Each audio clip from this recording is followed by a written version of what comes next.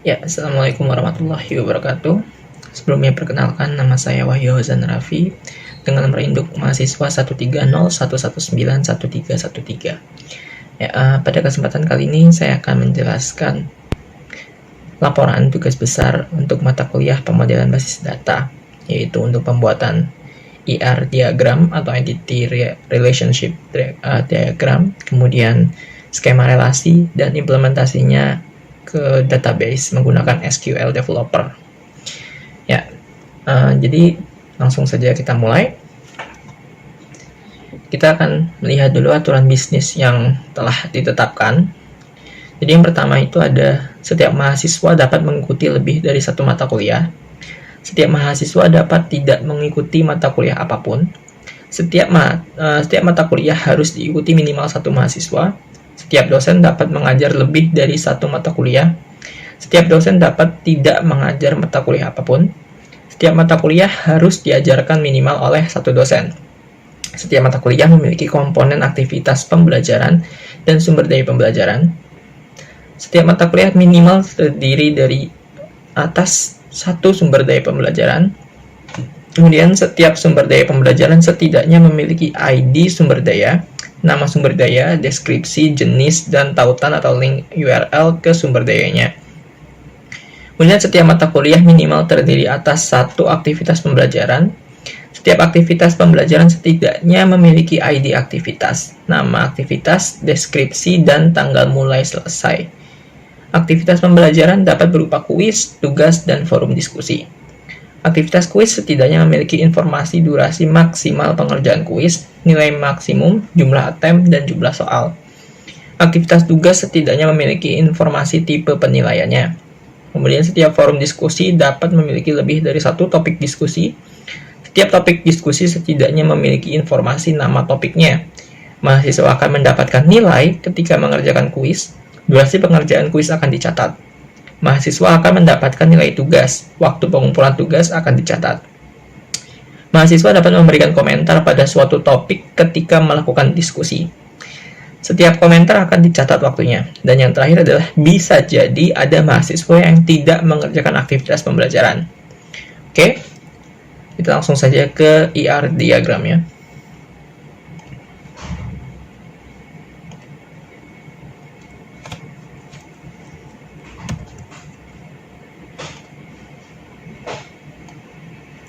Oke, kurang lebih begini ER diagramnya. Jadi sebelumnya pertama-tama di ER diagram itu akan ada 3 jenis entitas. Yang pertama ada entitas kuat, entitas lemah, dan entitas asosiatif. Jadi di sini saya membuat ada 3 buah entitas kuat, yaitu entitas mahasiswa, entitas mata kuliah, dan entitas dosen. Kemudian ada berapa nih? 1, 2, 3, 4, 5. Ada 6 entitas lemah dan 3 entitas asosiatif. Jadi apa sih sebenarnya entitas kuat, entitas lemah, dan entitas asosiatif itu? Jadi entitas kuat itu adalah sebuah entitas yang sebenarnya dia itu dapat berdiri sendiri, tidak tergantung dengan entitas lain. Sedangkan untuk entitas lemah, dia adalah entitas yang bergantung, eksistensinya itu bergantung dengan entitas lain. Sedangkan untuk entitas asosiatif itu adalah entitas yang menghubungkan antara dua entitas. Jadi dia itu sebenarnya sebuah entitas tapi tidak boleh memiliki atribut key. Jadi, oke, kita lihat di sini. Kita punya entitas mahasiswa. Kemudian ada sebuah relasi namanya ambil matkul. Nah, jadi mahasiswa itu kan tadi kan dia disebutkan dapat mengambil lebih dari satu mata kuliah, ya kan? Makanya di sini dia kardinalitasnya itu adalah many. Kemudian mahasiswa itu bisa saja tidak mengambil mata kuliah, oke? Makanya di sini itu bukan must, tapi may, boleh. Jadi boleh saja dia itu tidak mengambil sama sekali. Nah, misalkan dia mengambil pun, dia bisa mengambil lebih dari satu, karena dia kardinalitasnya adalah many. Begitu pula untuk mata kuliah. Mata kuliah itu bisa diambil oleh banyak mahasiswa. Oleh sebab itu, di sini kardinalitasnya adalah many. Tetapi mata kuliah itu minimal diambil oleh satu mahasiswa. Oleh karena itu di sini adalah dia nilainya adalah must atau harus, ya minimal 1. Kemudian kita berpindah ke dosen. Jadi dosen dan mata kuliah itu ada relasi namanya diampu. Jadi dosen itu bisa mengampu banyak mata kuliah. Kardinalitasnya adalah many. Kemudian bisa saja dosen tidak mengajar mata kuliah apapun. Oleh sebab itu dia may, ya. Tapi untuk mata kuliah itu kan bisa juga diampu oleh banyak dosen, satu mata kuliah. Tetapi setidaknya harus ada satu dosen yang mengampu mata kuliah, ya kan? Betul seperti itu. Oleh sebab itu dia kardinalitasnya adalah many, kemudian dia must. Oke, kita lanjut. Nah, mata kuliah ini akan terdiri atas 2 jenis, yaitu ada aktivitas pembelajaran dan sumber daya pembelajaran.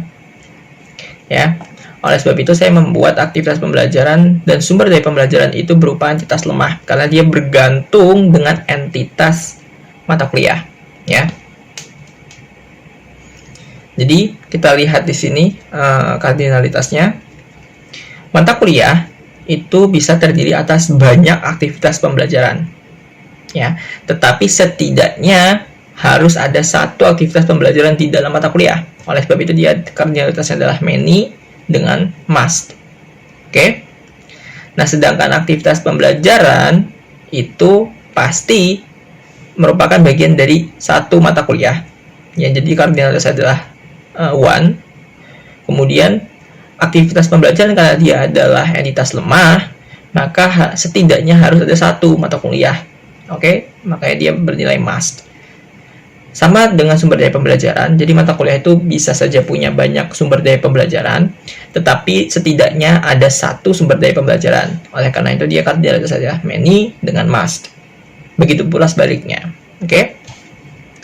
Kemudian di aktivitas pembelajaran, di sini ada ID aktivitas, kemudian ada dia punya nama aktivitas, punya deskripsi, punya tanggal, kemudian ada tanggal mulai, tanggal selesai.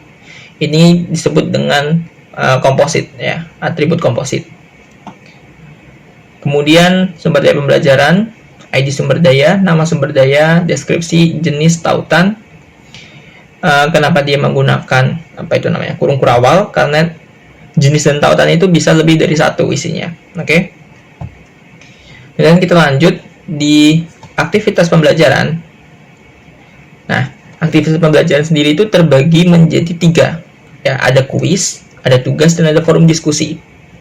Nah, di sini saya menggunakan yang namanya specialization, ya, sebuah specialization, partial specialization, ya, dengan overlap rule. Jadi kenapa seperti itu? Karena aktivitas pembelajaran, oke, kita jelaskan dulu, ya, dia berupa kuis, tugas, dan forum diskusi. Oke, seperti itu. Nah, aktivitas pembelajaran itu bisa saja terdiri dari kuis, tugas, forum diskusi, atau ketiganya. Oleh sebab itu kita menggunakan overlap rule, bukan disjoin. Oke, karena disjoin itu tidak boleh ketiga-tiganya. Ya, tapi kalau misalkan kita menggunakan overlap, maka tiga-tiganya bisa saja terjadi, gitu. Kemudian, kenapa kita menggunakan partial specialization? Karena aktivitas pembelajaran itu bisa saja selain dari kuis, tugas, dan forum diskusi. Ya, jadi misalkan aktivitas pembelajaran itu bisa saja berupa pertemuan video conference misalkan. Itu kan juga aktivitas pembelajaran, tetapi bukan berupa kuis, tugas, maupun forum diskusi, ya kan? Nah, begitu. Kemudian forum diskusi itu mempunyai topik diskusi, ya. Nah, topik diskusi itu mempunyai nama topik.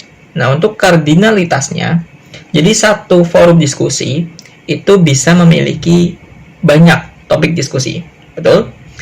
Tetapi setidaknya forum diskusi memiliki satu topik diskusi. Oleh karena itu kardinalitasnya adalah many dengan must. Nah, untuk topik diskusi sendiri, dia setidaknya merupakan bagian dari satu forum diskusi. Karena dia entitas lemah, maka dia haruslah kardinalitasnya adalah one dan must. Oke. Kemudian kita lihat ke sini. Nah, antara topik diskusi dengan mahasiswa, tugas dengan mahasiswa, kemudian kuis dengan mahasiswa, mereka tuh sebenarnya punya sebuah hubungan, ya.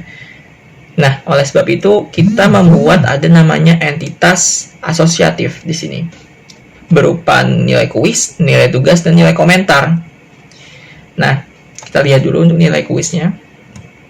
Nah, kuis dengan mahasiswa dia akan terhubung dengan sebuah entitas bernama entitas nilai kuis. Jadi ketika mahasiswa itu melakukan aktivitas pembelajaran berupa kuis, maka nilai kuis dan durasi pengerjaannya kan akan tercatat. Nah kemudian mahasiswa itu dapat melihat berapa sih nilai kuis yang dia dapatkan, berapa sih durasi pengerjaannya. Oleh sebab itu kita membutuhkan entitas asosiatif ini, ya, dengan kardinalitasnya jelas. Kalau misalkan entitas asosiatif, dia kardinalitasnya adalah one to many, dengan many-nya itu mengarah ke asosiatifnya. Nah, kemudian kita lihat kuis itu menyimpan lebih dari bisa jadi lebih dari satu nilai kuis, karena ada beberapa mata kuliah yang memang mengizinkan mahasiswa untuk melakukan attempt kuis lebih dari satu, ya. Jadi nilai kuis dan durasi pengerjaan yang disimpan ke dalam database itu bisa jadi lebih dari satu, makanya dia kardinalitasnya adalah many. Kemudian tapi nilai kuis itu bisa jadi tidak kuis itu bisa jadi tidak dikerjakan oleh mahasiswa, betul? Oleh sebab itu si kuis ke nilai kuis ini dia may, ya, boleh tidak, boleh iya. Kemudian dari mahasiswa ke nilai kuis, mahasiswa itu bisa mendapatkan lebih dari satu nilai kuis, jelas, karena dia misalkan melakukan attempt kuisnya 2 kali misalkan, berarti dia akan mendapatkan nilai kuis sebanyak 2, lebih dari 1. Nah, oke. Tapi kalau misalkan kita lihat nilai kuis ke mahasiswa, kemudian nilai kuis ke kuis, dia kan dia itu bersifat must, ya. Kenapa? Karena nilai kuis itu tidak mungkin ada jika tidak ada relasi antara mahasiswa dengan kuis. Itulah sebabnya dia asosiatif, ya. Jadi si nilai kuis itu setidaknya merupakan bagian dari mahasiswa. Nilai kuis juga merupakan bagian dari kuis, ya. Oke, begitu pula dengan tugas, sama seperti itu. Dan topik diskusi. Jadi topik diskusi itu kan kita kan bisa memberikan komentar. Komentarnya itu bisa lebih dari 1. Bisa saja kita langsung komentar 10 gitu, kita melakukan spam. Ya, meskipun tidak baik, ya. Kemudian waktunya akan dicatat di situ. Oke, kurang lebih untuk IR diagramnya seperti itu. Dan kita lihat ke skema relasinya, ya. Dan seperti ini. Oke. Jadi tadi mahasiswa dengan mata kuliah itu mempunyai relasi namanya ambil matkul. Nah, di sini saya akan membuat ambil matkul itu berarti kan dia terdiri dari ID mata kuliah, ID mahasiswa, kelas. Sebenarnya bisa saja ID mata kuliah dan ID mahasiswa itu menjadi primary key dari ambil matkul. Tetapi nanti ketika implementasi ke database-nya akan lebih sulit. Oleh sebab itu saya menggunakan yang namanya surrogate key. Jadi kita membuat sebuah primary key baru, ya, kita sebut saja ID ambil. Nah, kemudian si ID mata kuliah dan ID mahasiswa akan berperan sebagai foreign key, ya. Di mana foreign key ini akan menunjuk ke primary key dari mahasiswa, tabel mahasiswa. Kemudian ID mata kuliah ID mata kuliah foreign key yang diambil matkul, dia akan menunjuk ke tabel mata kuliah. Begitu pula untuk tabel di AMPU. Ya, untuk di AMPU itu,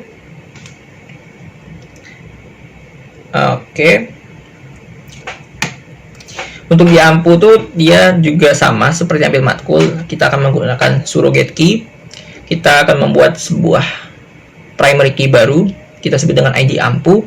Kemudian akan ada dua foreign key, yaitu ID dosen yang akan menunjuk ke tabel dosen, dan ID mata kuliah yang akan menunjuk ke mata kuliah.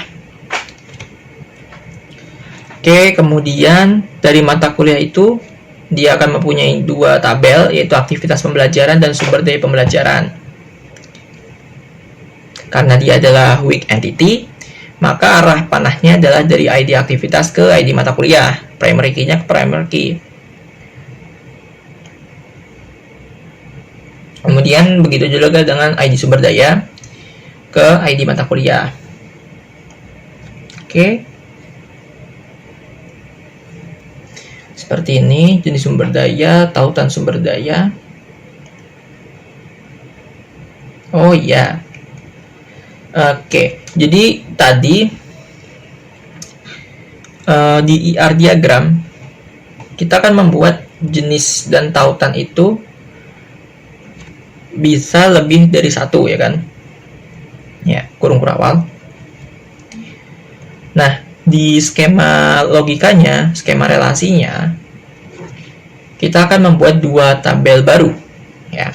Kita sebut dengan jenis sumber daya dan tautan sumber daya, di mana ID sumber daya itu merupakan primary key dan foreign key.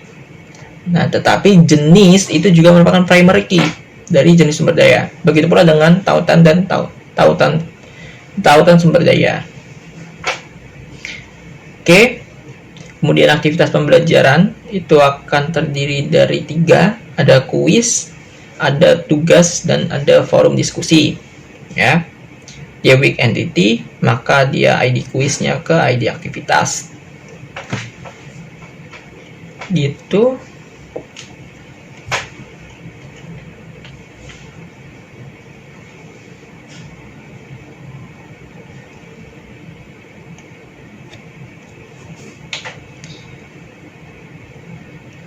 Oke, topik diskusi.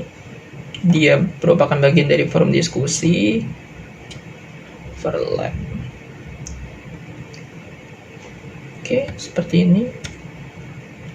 Kurang lebih hampir sama sih dengan CIR diagram. Dia hanya memetakan bagaimana sih bayangannya ketika nanti kita implementasikan ke database-nya, begitu. Oke, sepertinya saya sudah cukup lama membahas CIR diagram dan skema relasi. Kita langsung saja ke implementasinya.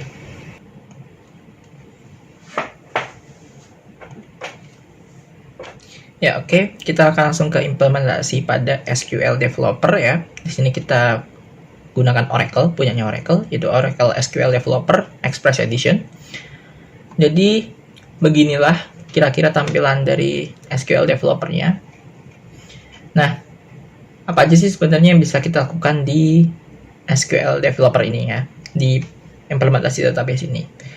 Jadi, hal yang pertama jika kita ingin membuat database, ya, itu adalah create table.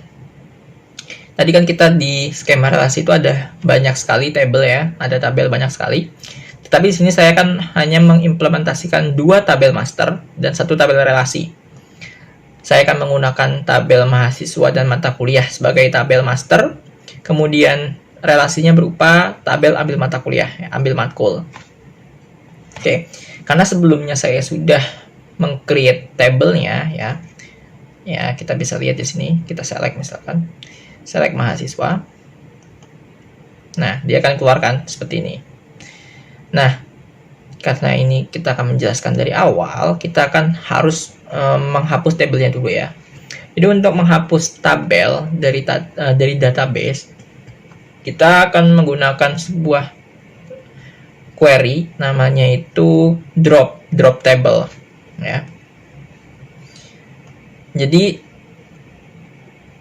di database itu tabel master ketika sudah direlasikan ke tabel relasi itu tidak bisa semata-mata langsung di drop ya. Tidak percaya? Kita lihat saja sekarang. Run statement. Nah, dia akan error. Kenapa? Karena tabel mahasiswa sebagai tabel master, dia itu terkoneksi dengan tabel mata kuliah. Yang mana dia relasinya itu ada di tabel ambil matkul. Jadi kalau kita mau menghapus tabel mahasiswa, kita harus menghapus tabel ambil matkulnya dulu. Kita harus hapus dulu, kita harus drop dulu relasinya. Oke, kita run yang ini. Nah, tabel ambil matkul drop. Begitu pula yang tabel mahasiswa baru bisa kita drop. Oke, mahasiswa drop. Kemudian mata kuliah kita drop juga. Drop juga. Oke. Kemudian sudah kita drop, sekarang kita langsung create saja tabel mahasiswanya. Kita melakukan yang namanya create table. Nama tabelnya adalah mahasiswa. Isi tabel mahasiswanya ada ID mahasiswa, ada nama mahasiswa, dan NIM mahasiswa. ID mahasiswa itu tipe datanya integer, dia berfungsi sebagai primary key. Kemudian nama mahasiswa dia tipe datanya adalah varchar, maksimal karakternya ada 50. Kemudian NIM mahasiswa, dia varchar juga, tipe datanya maksimal 15. Oke, kita create. Boom, table mahasiswa created. Oke, kita juga akan meng-create tabel mata kuliah. Ya, itu ada ID mata kuliah, dia tipe data integer, primary key juga, sama seperti tabel mahasiswa. Ya, kita langsung run. Oke, tabel mata kuliah created. Kemudian kita akan meng-create tabel relasinya, yaitu ambil matkul. Jadi, seperti yang sudah saya jelaskan di skema relasi sebelumnya, di tabel relasi, kita akan menggunakan yang namanya surrogate key. Jadi kita akan membuat sebuah atribut key baru yang berperan sebagai primary key. Ya. Kita sebut ID ambil. Ya, dia tipe data integer, dia merupakan primary key. Nah, karena dia tabel ambil matkul adalah tabel relasi, maka dia punya yang namanya foreign key yang berfungsi untuk menunjuk tabel masternya nih. Ya. Jadi dua foreign key itu ada ID mahasiswa untuk menunjuk tabel mahasiswa, ID mata kuliah untuk menunjuk tabel mata kuliah. Ya. Sama-sama integer tipe datanya. Kemudian kita tambahkan satu atribut lagi namanya kelas. Ya. Jadi ketika mahasiswa mengambil suatu mata kuliah, dia akan memasukkan juga data kelas di mana dia akan mengambil mata kuliah tersebut gitu di tabel ambil matkul. Nah, gimana kita mengubah si ID mahasiswa dan ID mata kuliah menjadi foreign key? Kalau kita mau membuat primary key, kita kan tinggal langsung ketik ID ambil, tipe datanya apa, kemudian primary key. Tapi kalau foreign key, ya, karena dia adalah merupakan relasi, kita akan menggunakan yang namanya constraint. Ya. Jadi constraint FK itu foreign key. Nah, nama foreign key-nya adalah ID mahasiswa. Dia berfungsi sebagai foreign key. Ya, foreign key-nya kita sebut ID mahasiswa. Reference itu adalah menunjuk. Referensinya dari mana? Referensinya adalah dari tabel mahasiswa, atributnya ID mahasiswa. Begitu pula dengan yang mata kuliah nih, ID-nya. Oke. Kita langsung saja create. Run. Oke, tabel ambil matkul created. Kemudian, nah, kita sudah membuat tabelnya nih, tapi tabelnya masih kosong, ya. Karena kita belum menginput apa-apa nih ke situ, datanya belum ada. Coba kita lihat ya. Nah, di tabel mahasiswa masih kosong nih, ID mahasiswanya kosong, nama mahasiswa kosong, NIM-nya juga kosong. Oke. Jadi langkah selanjutnya setelah kita meng-create table, kita akan menginsertkan data ke dalam table ya. Nah, untuk melakukan insert kita menggunakan query yang namanya insert into ya. Insert into tabelnya apa, value-nya apa. Nah, tapi saya ingin menjelaskan dulu sebelumnya ada sebuah query di SQL itu yang berfungsi sebagai auto increment ya. Jadi ketika kita menambahkan, mengentry data baru ke database, dia akan otomatis menambah ya, plus 1 plus 1 plus 1 dan seterusnya. Ya, kita di SQL itu namanya adalah create sequence. Ya, jadi create sequence yang kemudian kolom apa sih yang mau kita create sequence-nya? Itu ada ID mahasiswa, ada ID mata kuliah, dan ID ambil. Min value adalah minimal value-nya. Minimal value-nya adalah 1. Start with 1. Kita mulai dari 1. Ya. Cache adalah 10. Yaitu cache untuk memori ya. Kemudian, bisa saja sebenarnya kita mau start with-nya dari 0. Tapi kan biasanya di tabel itu kan startnya mulai dari 0. Dari 1, bukan dari 0. Kita tidak berbicara list, tidak berbicara array. Oke. Nah, karena sebelumnya saya sudah pernah meng-create sequence-nya. Jadi kalau misalkan kita langsung main insert saja nih ke tabel, nanti ID mahasiswa, ID mata kuliah, dan ID ambil akan otomatis menambahkan satu dari tabel yang sebelumnya nih, ya. Oleh sebab itu kita akan melakukan yang namanya drop dulu, drop sequence-nya. ID mahasiswa. Jangan lupa semikolon, ya. Kalau enggak nanti dia nggak keran. Oke. ID mahasiswa sequence-nya udah drop. Kita drop lagi yang lain. Kita drop mata kuliah. Run. Oke, sequence ID mata kuliahnya sudah drop. Kemudian kita mendrop ID ambil. Oke, semua sequence-nya sudah kita drop. Baru bisa kita create sequence-nya. Ya, supaya dia mulai lagi dari 1 ya. Ups, ini udah ke drop, kenapa kita run. Oke. Kemudian kita create sequence-nya langsung. Tiga-tiganya. Oke, sequence ID ambil sudah create. Kemudian ini sequence ID mahasiswa create, sequence ID mata kuliah juga create. Oke, sequence-nya sudah, kita langsung insert into. Karena ID mahasiswa itu kita sudah melakukan auto increment, jadi kita tidak perlu lagi nih, kalau misalnya mau meng-entry data, kita entry manual, ID-nya 1, ID-nya 2, ID-nya 3. Jadi untuk mencegah ya error lah dari input manusianya gitu. Jadi yang akan kita lakukan adalah ID underscore mahasiswa dot next file atau next value ya. Kemudian kita koma, ini adalah nama mahasiswanya, kemudian ada name.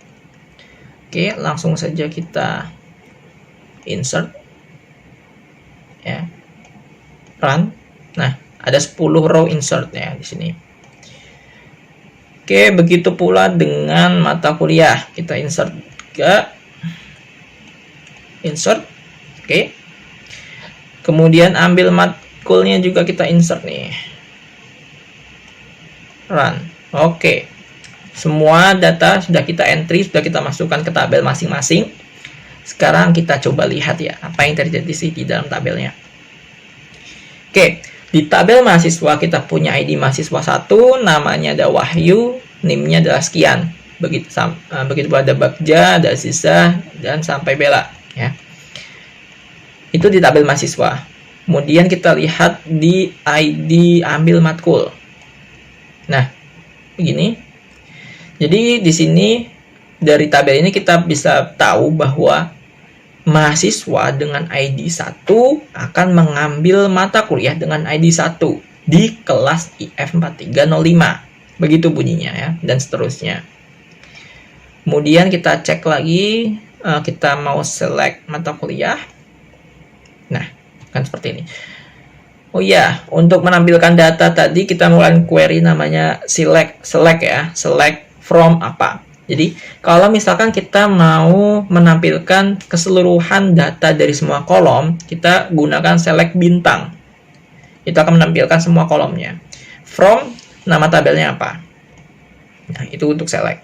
Tapi misalkan kita cuma mau selectnya, misalkan cuma mau nama mata kuliahnya aja nih misalkan. Jadi kita tinggal select.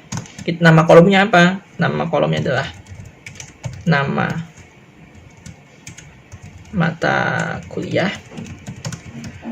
from mata kuliah semikolon. Coba kita run ya. Apa yang terjadi? Nah, dia akan menampilkan hanya nama mata kuliahnya. Ya, begitu kira-kira.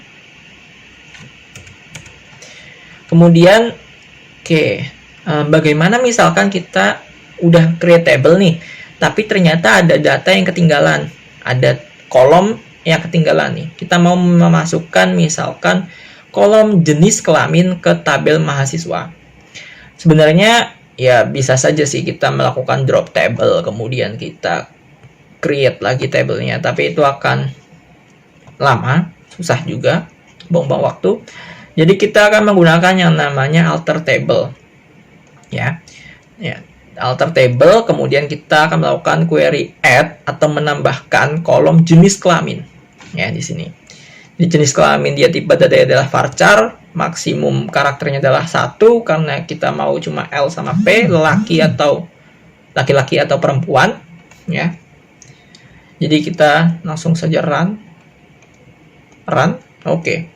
Table mahasiswa altered. Kemudian, nah apa sih sebenarnya yang terjadi di sini? Ya, kita lihat coba ya, kita select mahasiswa.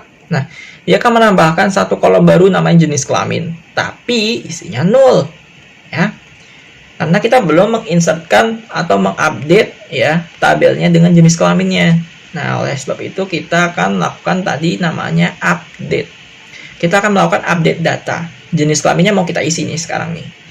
Tanpa perlu kita melakukan delete datanya. Kita nggak perlu kita melakukan namanya. Misalkan delete datanya Wahyu. Kemudian kita insert lagi dengan yang sudah ada jenis kelaminnya. Tidak perlu seperti itu. Kita tinggal melakukan yang namanya update. Ya, jadi query-nya adalah update. Tabel apa yang mau kita update. Kemudian kita set.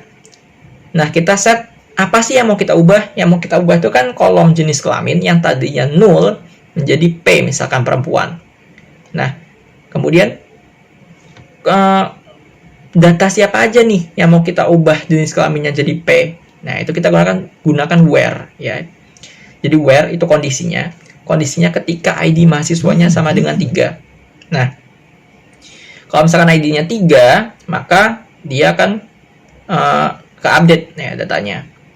Nah, di sini saya menggabungkan dengan query OR. Jadi ketika ID-nya 3 atau ID-nya 4 atau ID-nya 6 atau ID-nya 7 atau 8 atau 10, dia akan berubah menjadi P. Ya, tanpa basa-basi kita langsung update, run, 6 rows update. Begitu pula yang laki-laki ya. Kita langsung run, 4 rows update. Kita langsung select lagi mahasiswanya. Run. Nah, sekarang kita punya yang namanya jenis kelamin, ada L, ada P. LLPPPP ya, begitu ya. Oke. Kemudian apa lagi yang bisa kita lakukan di sini? Banyak sih. Ya. Jadi misalkan gini, saya ingin menampilkan data yang ada di tabel mahasiswa, tapi terurut nih berdasarkan nama mahasiswanya. Ya. Kita bisa menggunakannya namanya query order, ya, order by. Jadi kita select bintang from tabel mahasiswa. Order by nama mahasiswa, karena kita mau terurut berdasarkan nama mahasiswanya. Kita run. Nah, jadi dia akan terurut nih dari A sampai W nih, sampai terakhir Wahyu, dari pertama Riko ya. Kemudian itu kan terurutnya adalah ascending dari huruf pertama huruf A sampai huruf terakhir Z. Lalu gimana kalau misalkan kita mau descending nih urutannya, dari Z dulu baru ke A? Nah, bisa juga seperti itu. Jadi kita select bintang from mahasiswa, order by nama mahasiswa. Nah, kita menggunakan DESC atau desk atau descending ya. Kita coba run. Nah, dia kan terurut terbalik nih terurutnya ya, dari W Wahyu Hozan Raffi sampai Ariko. Oke. Kemudian apa lagi? Order by juga bisa kita lakukan terurutnya misalkan berurutan gitu misalkan. Jadi misalkan kita mau mengurutkan tabelnya itu berdasarkan jenis kelamin.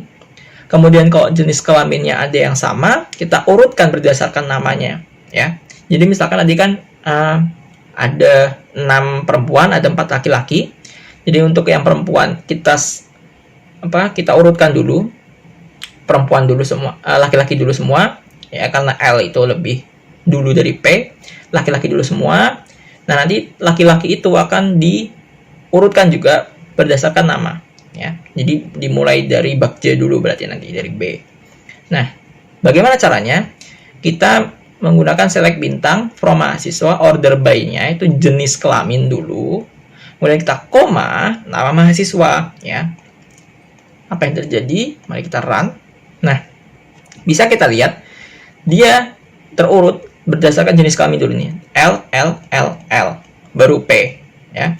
Kemudian dari 4 orang laki-laki ini kita urutkan berdasarkan namanya, ya, dari Bagja, Dava, Iwayan, baru Wahyu. Begitu. Oke. Kemudian ada juga namanya alias, ya. Jadi gini, ketika kita melakukan select table, ya, nama kolomnya itu akan sama dengan apa yang kita create di awal. Tapi misalkan nih kita mau mengubah namanya, ya, misalkan gini, misalkan kita mau tadi yang order by mana?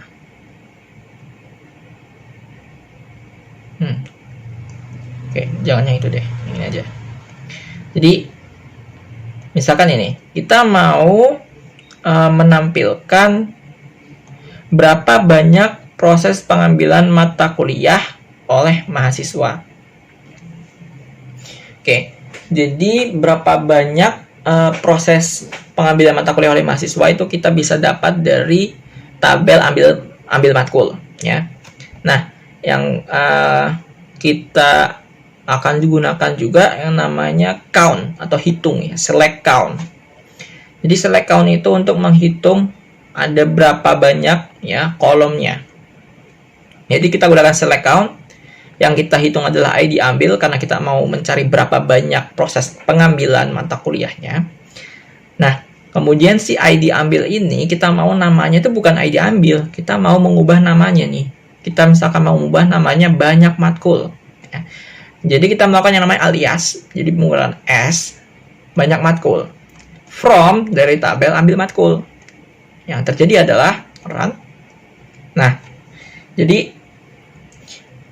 proses pengambilan mata kuliah itu terjadi sebanyak 36 dengan nama kolomnya adalah banyak matkul, begitu. Oke. Kemudian order sudah, count. Nah, misalkan gini, kita ingin menampilkan ada berapa banyak laki-laki dan perempuan dalam tabel mahasiswa, ya. Kita mau select count. Yang mau kita count itu jenis kelamin, ya. Silakan from mahasiswa. Nah, jadi ada 10 orang, udah gitu doang, ya. Tapi kalau misalkan kita tambahkan group by jenis kelamin, nah, dia akan berubah menjadi seperti ini. Jadi jenis kelaminnya ada L, ada P. Nah, si L itu ada jumlahnya ada 4, P ada 6, gitu. Oke, kemudian ada apa lagi di sini? Oh, kita punya yang namanya wildcards, ya. Jadi wildcards itu kita menampilkan data ketika kondisinya ada, kita memasukkan hanya misalkan satu kata, misalkan, ya. Misalkan kita mau mencari nih berapa sih jumlah mata kuliah yang diambil oleh mahasiswa yang bernama Azizah. Nah, kita cuma tahu, oh itu tuh namanya Azizah gitu, ya. Jadi kita mau menampilkan jumlah mata kuliah. Jadi kita menggunakan select count karena jumlah mata kuliah yang diambil kita ID ambil. Kita mau menggunakan alias banyak matkul, ya. From ambil matkul, mahasiswa. Where kondisinya yaitu mahasiswa .id mahasiswa itu sama dengan ambil matkul.id mahasiswa. Jadi ini juga kita melakukan yang namanya join juga di sini, ya. Kita melakukan join juga di sini. Jadi kita akan menampilkan data yang merupakan gabungan join dari tabel ambil matkul dan tabel mahasiswa, di mana atribut yang sama itu adalah atribut ID mahasiswanya, ya kan? Tapi untuk menghilangkan ambiguitas di sini, kita harus menulis nama tabelnya di depan, kemudian kita gunakan titik, baru kita tuliskan nama kolomnya. Ya. Jadi ini tuh bunyinya, kondisinya adalah ketika ID mahasiswa yang ada di tabel mahasiswa itu sama dengan ID mahasiswa yang ada di ambil matkul. Dan ya, karena kita mau mencari yang namanya Aziza, kita nama mahasiswanya, tapi kita cuma tahu namanya Aziza doang, nggak tahu nama lengkapnya. Kita gunakan yang namanya wildcards. Kita gunakan namanya like, ya. Jadi ketika ada data yang kira-kira ada tulisannya Azizah, dia akan mengeluarkan data tersebut, ya, menampilkan data tersebut. Jadi like Azizah gunakan persen. Jadi untuk wildcard sendiri itu sebenarnya ada banyak, ada bisa menggunakan persen, ada menggunakan underscore, itu kalau misalkan kita menggunakan date, ya, kalau misalkan kita waktu itu pakainya underscore. Nah, jadi sebenarnya apa sih yang terjadi di sini? Ya, kita run statementnya. Nah, jadi si Azizah ini mengambil 9 mata kuliah. Seperti itu. Oke. Lalu kita mau menampilkan, misalkan cuma mau menampilkan beberapa data teratas misalkan. Ya. Misalkan kita mau menampilkan 3 data teratas di tabel mata kuliah. Ya, itu namanya adalah query top. Ya. Ya, kalau di SQL, terutama di Oracle ini, dia query-nya bunyinya adalah select bintang, karena kita ingin menampilkan semua datanya, from tabel mata kuliah, where, di mana row number, ya, row numbernya kurang dari sama dengan 3. Jadi kita run, nah dia cuma menampilkan 3 data mata kuliah teratas, yaitu teori peluang, analisis kompleksitas, dan statistika, begitu. Oke, apalagi? Kita misalkan di sini mau menampilkan seluruh data di tabel mata kuliah jika diketahui nama mata kuliahnya memiliki kata wawasan. Ya, ini juga wildcards nih. Jadi select bintang from mata kuliah where nama mata kuliahnya like wawasan persen. Jadi kalau misalkan ada kolom, ya, isi datanya itu ada wawasannya, kita akan menampilkan. Nah, ada nih ID mata kuliahnya 5, nama mata kuliahnya wawasan global, kode mata kuliahnya sekian. Oke. Kemudian ada query namanya union, menggabungkan, ya. Jadi kita mau misalkan menampilkan banyak data dari misalkan dari 2 tabel, tapi dalam satu kolom. Ya, kita gunakan namanya query union. Jadi misalkan kita mau menampilkan data nama mahasiswa dan nama mata kuliah itu dalam satu kolom misalkan, ya. Nah, yang akan kita lakukan adalah select nama mahasiswanya, kemudian as daftar nama, from tabel mahasiswa. Kemudian kita bawahnya adalah select nama mata kuliah, from mata kuliah. Kita gabungkan, kita gunakan union. Kita run. Oke, jadi seperti ini. Jadi nanti daftar yang ditampilkan ada algoritma, ada analisis, ada arikoh, kemudian ada Aziza, ada Bagja, ada Balkis, ada kewirausahaan di sini. Jadi dia menampilkan semua data yang diunionkannya, digabungkan dalam satu kolom. Ya, itu gunanya union. Lalu kita ada namanya inner join. Jadi inner join itu dia adalah menampilkan data apabila ada kolom yang sama. Jadi misalkan begini, kita mau men-select bintang, kita mau menampilkan semuanya dari tabel mahasiswa dan tabel ambil matkul. Ya. Jadi kita gunakan from mahasiswa, inner join, ambil matkul.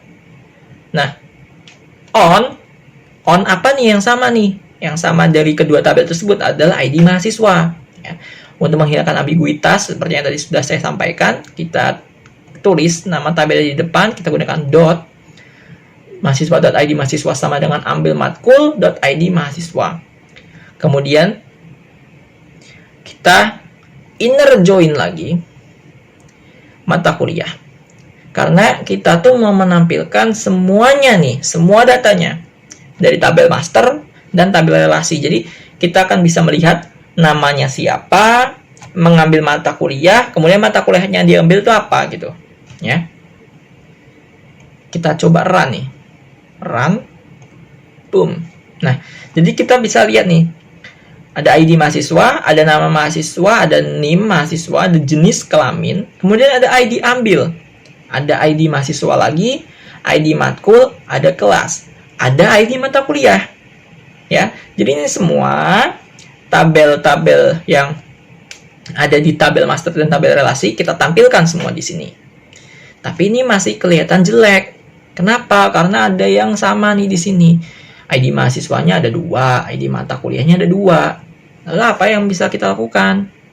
Yang kita lakukan adalah jangan select bintang, kita select aja kolom apa aja yang mau kita tampilkan. Jadi misalkan nih, kita select nama mahasiswanya, kemudian kita aliaskan nama mahasiswa, kemudian jenis kelamin, kemudian apa lagi, NIM mahasiswa, kemudian mata kuliahnya, kemudian kode mata kuliahnya, kemudian kelasnya, ya. Kemudian inner join sama seperti sebelumnya. Kemudian saya ingin mengurutkan berdasarkan jenis kelamin dulu, baru kemudian nama mahasiswanya, ya. Mari kita lihat. Kita run statementnya. Oke, jadi ya, kita akan menampilkan semua data ambil mata kuliahnya, ya. Mata kuliah. Jadi kita punya nama mahasiswa ada Bagja, jenis kelaminnya adalah laki-laki, NIM-nya ada sekian. Dia mengambil mata kuliah teori peluang dengan kode mata kuliah seperti ini, kelasnya IF 4305, ya. Terus begitu, karena kita menampilkan semuanya dari ID dari tabel ambil matkul juga, makanya dia sebanyak 36 entry. Nah, 36. Dia terurut berdasarkan jenis kelamin, L dulu baru P, kemudian terurut berdasarkan nama mahasiswa, Bagja, Wahyu. Gitu. Kemudian apalagi? Oke, yang terakhir nih, karena sudah panjang banget ini videonya. Yang terakhir adalah misalkan kita mau menampilkan nama mahasiswa dan NIM mahasiswa yang mengambil mata kuliah wawasan global TIK di kelas IF 42 gabungan 03. Karena ya seperti yang bisa kita lihat di sini ya, wawasan global TIK itu ada beberapa kelas, ada gabungan 01, kemudian ada gabungan 01 juga, ada gabungan 01 wawasan global. Nah, nih ada yang di gabungan 03. Jadi kalau misalkan kita cuma nyarinya wawasan global doang, kita tidak tapi kita mau misalkan kita mau itu kita mau nyari mahasiswa nih yang ngambil matkul wawasan global tapi di kelas gabungan 03. Kalau misalkan kita nggak mencantumkan ya kondisi kelasnya, nanti yang akan ditampilkan tuh semua mahasiswa yang mengambil mata kuliah wawasan global doang. Nah, tapi gimana sih caranya? Caranya adalah kita gunakan yang namanya subquery, ya. Jadi subquery itu adalah query sebenarnya, tapi query di dalam query, atau ada orang lain juga yang menyebutnya dengan nested, ya, nested query. Query-nya tuh bersarang, ya. Jadi kita mau menselect nama mahasiswa dan NIM mahasiswanya dari tabel mahasiswa. Oke, di mana ID mahasiswanya adalah hasil select ambil matkul, ID mahasiswa dari tabel ambil matkul, inner join mata kuliah, ya, yang sama adalah ID mata kuliah, di mana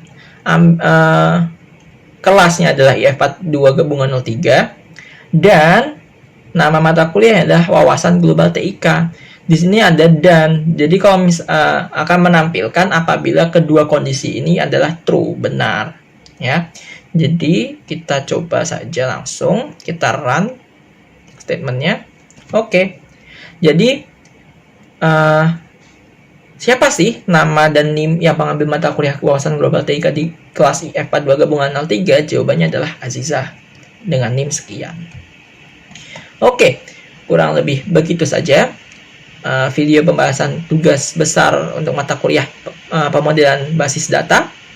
Apabila ada kata-kata yang kurang berkenan, mohon dimaafkan. Wabillahi taufiq wal hidayah. Wassalamualaikum warahmatullahi wabarakatuh.